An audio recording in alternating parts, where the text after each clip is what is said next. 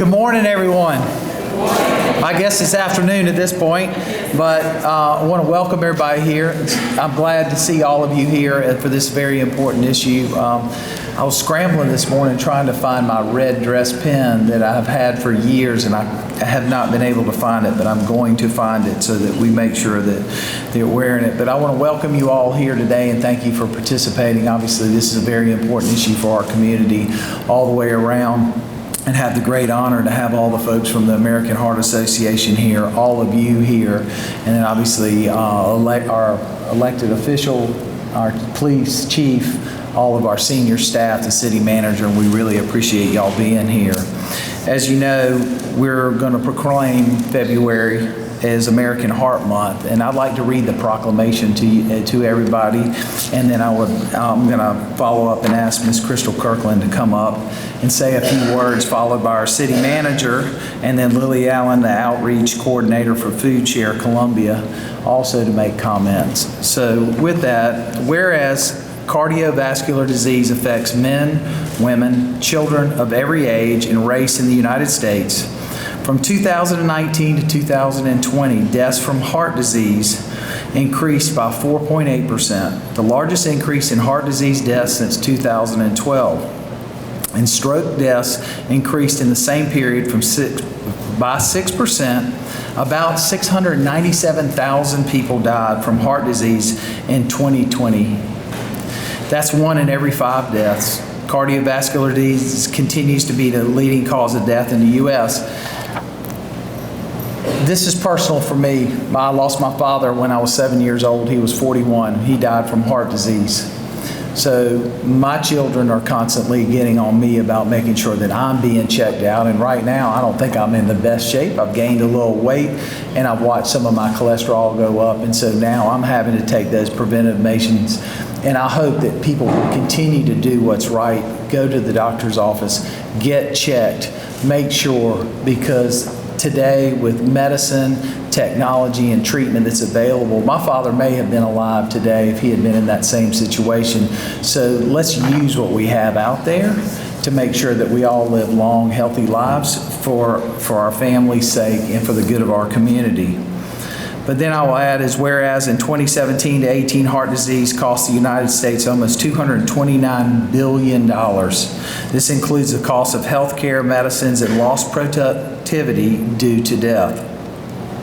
Whereas the global COVID-19 pandemic poses significant high risk to those individuals with CVD and risk factors, whereas individuals in the U.S. have made great progress in reducing the death rate of cardiovascular disease, but this process has been more modest with respect to death rate of cardiovascular disease in women and minorities. Cardiovascular diseases are the #1 killer of women in the U.S., causing 1 in 3 deaths per year, killing more women than all forms of cancer combined. It's a pretty significant number, folks. And we got to work together to really reduce that. I mean, it's unbelievable when you see it in writing. Cardiovascular disease is the leading cause of maternal death in the U.S. Or more simply put, heart disease is the #1 killer of new moms. Women who are more likely than men to have no symptoms of coronary heart disease, and doctors are less likely to refer women to testing. Something I did not know, but will continue to help push forward as a platform to work together with all of you to make sure that we get folks into testing and we get people to make sure that they're healthy. Whereas women, especially Black and Hispanic women, are disproportionately impacted by heart disease and stroke. The research shows that heart attacks are on the rise in young women, yet younger generations of women, Gen Z and millennials, are less likely to be aware of their greatest health threat, including knowing the warning signs of heart attacks and strokes. So I had the privilege of being the mayor of Columbia, South Carolina, along with all of my council members, in recognition of this important fight against heart disease and stroke, do hereby claim February 2023 to be American Heart Month. And I hope that we take this and we bring it home to all our friends. We make sure that we reach out to all of our neighbors, our colleagues, and encourage them. We at the city have invested in having it's not really an infirmary, but our own clinic. And I encourage each one of our employees, especially our female employees, go get checked. That's why we built it. That's why we invested in it. Please take that check. Get referred to the cardiologist. Go. Some of us take it more serious than others, but we all need to take it seriously. Because this is an opportunity for us today to take advantage of the advancements in medical treatment, medicines, to really put a stop to something. 1 in 3 women. 1 in 3 women. We need to change those numbers.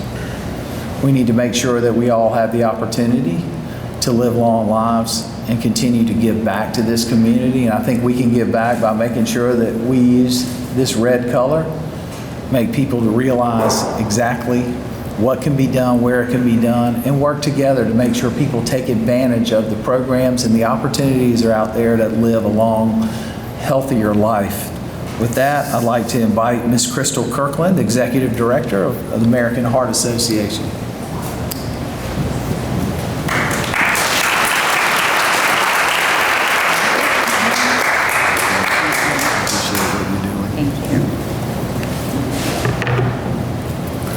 Thank you all for being here, and a special thank you to the City of Columbia for your continued support for Go Red for Women. The American Heart Association started the Go Red for Women movement to empower women to take charge of our own heart health. Each year, the first Friday in February is recognized as National Go Red Day. It's a day where men and women can all come together and wear red and raise awareness for the #1 killer of women, heart disease. For over 30 years, more women than men have died each year from heart disease, and the gap between men and women's survival rate continues to widen.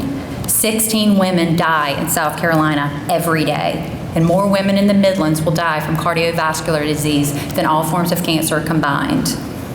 The good news is that most cardiac events can be prevented, and that's why I'm so thankful that you are all here today, because Wear Red Day is no longer about just wearing red. It's about all women making a commitment to stand together with Go Red and take charge of their own heart health, as well as those they love. Thank you for all joining with us today and standing with all the women so that we can all live longer, healthier lives. Thank you.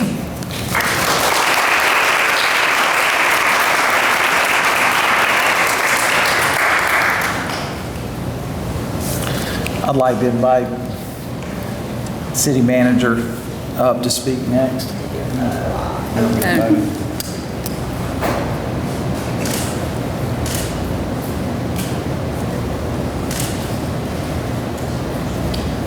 Good. He's good. Thank you. Thank you. Ms. Wilson? Hey everybody, looking so beautiful in red today.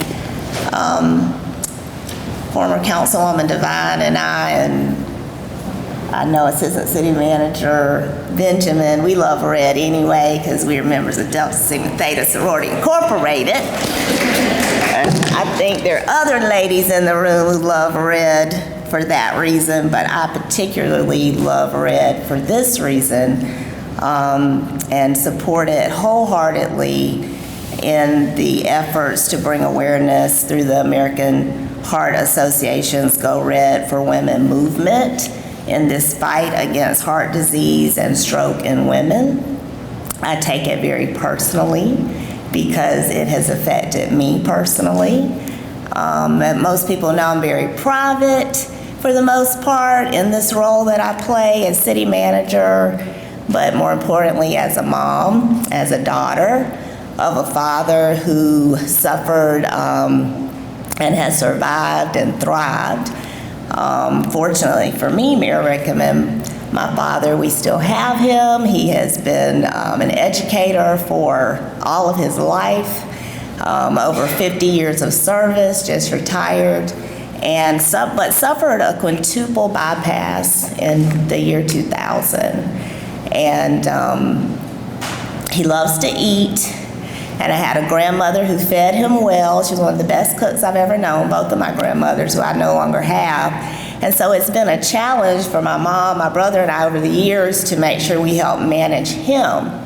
And in the process of doing that, I realized that in our genes, so to speak, we had this, almost like the movie Jaws, you know, this thing that was following us and our family on that side of the family, this big great white shark of heart disease that impacted my father. But my father had lost his brother. He was the oldest of 9. My dad is the oldest of 9, and we lost my uncle, who was next to him, at early in his 40s of a heart attack. We lost my grandfather, my father's father, when I was like 4 years old.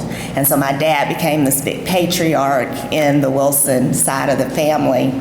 And fortunately, because we were beginning to educate ourselves as we learned how to manage him on all of the triggers and the different issues associated with heart disease, it became an educational point for me as a woman when I thought I was just having migraines, and it turned out that I was having and suffering from AFib, atrial fibrillation.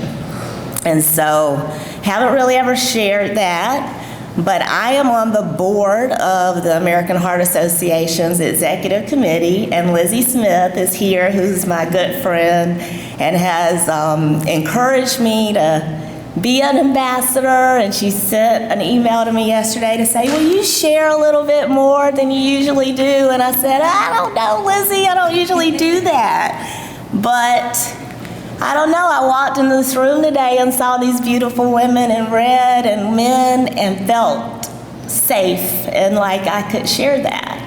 And so with that,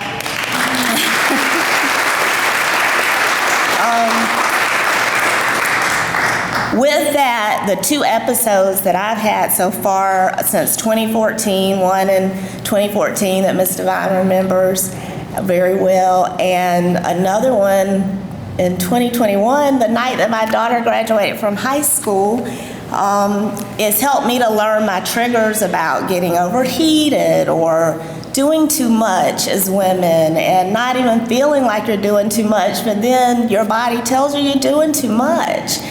And so I do feel like it's a story to tell, because there's just sometimes these small things in the grand scheme of what we're doing that we need to stop and use these nice electronic devices we have now. Everybody's got a Fitbit or an Apple Watch, and my staff knows, because a lot of them know about this with me. They might see me checking my heart rate, and I'm doing that for a reason, right? Or I'm keeping water with me, or if we're out at a press event that I'm, gonna pull off if I feel like I'm getting overheated.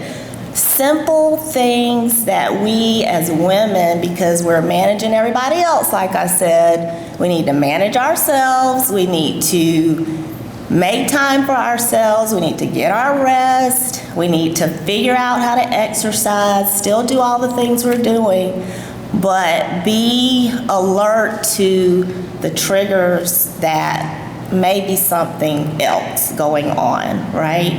And so I think because I do what I do, and I really think God had it be that I had something else happen, so now I have the meds and the other tools to help me manage myself better before something worse may have occurred, being that is in my genes, and heart disease is something we've been plagued with in my family history. That was a lot, but it feels good to share that. So with that, and as a part of the American Heart Association's executive team, I am a big ambassador this year anyway on our upcoming events like the Midlands Heart Walk.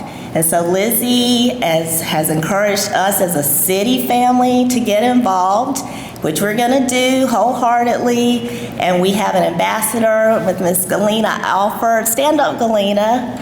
She's our payment center. Between Galena and Erica, Shanique, several others in the city, they're like our go-tos to like get things done, and they have this energy about them. And so I said, Galena, Lizzie wants me to be this ambassador and help campaign for the city family to walk this year, but she's also like, now you're kind of busy. You can be the ambassador, but you need somebody I can work with to make sure we get this done. So Galena agreed. And the Midlands Heart Walk is going to be a fun, family-friendly event that is free to all. This is where we will collectively take the first steps towards a more heart-healthy community, no matter what stage you are in your journey. If you're like me, or if you have no symptoms of anything, but you want to make sure you stay that way and stay healthy, or if you have family members like my dad who has had major surgeries, it's for everyone. The Heart Walk campaign is bigger and better than ever with the 30-day Move More Challenge.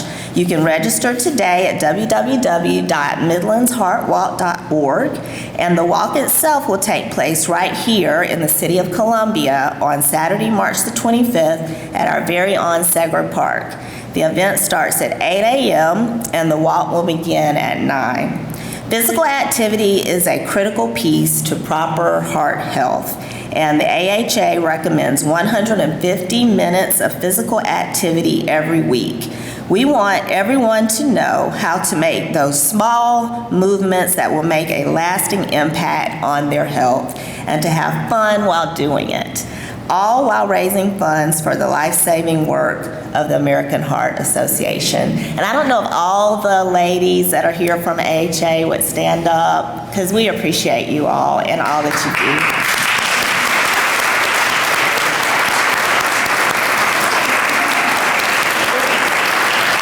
And gentlemen. Okay, so those are my comments, and I love all of you. Thank you for supporting the city, our mayor, our council members. I know Dr. Bustles is here. Thank you so much. Right now we'll have Lily Allen, the Assistant Outreach Coordinator for Food Share Columbia.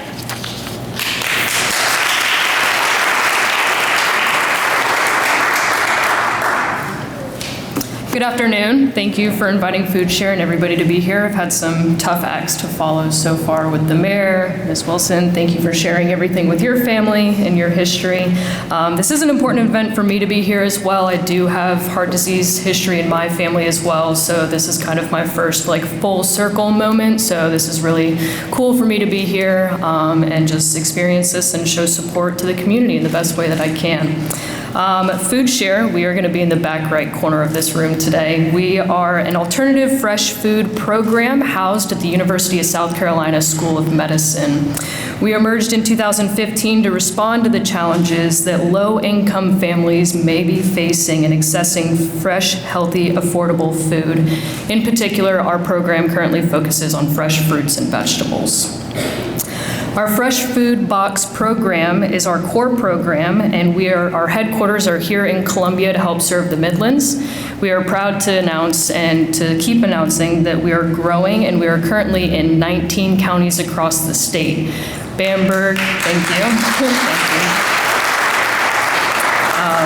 Bamberg, Orangeburg, and Greenville are just to name a few as we move into the Charleston area and hit kind of the low country of the state. But yeah, we're really excited to keep moving this program forward throughout South Carolina and hopefully even to the greater Southeast as well.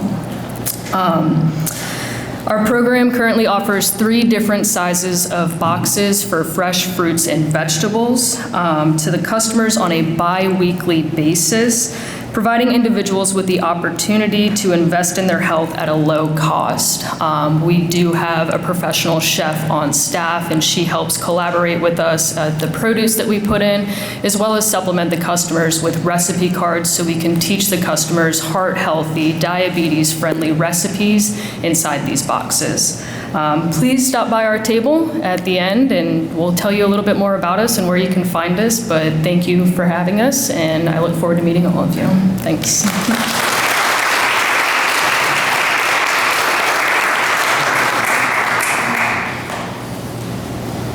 I want to thank everybody for being here. Thank you, Ms. Wilson, for sharing your story.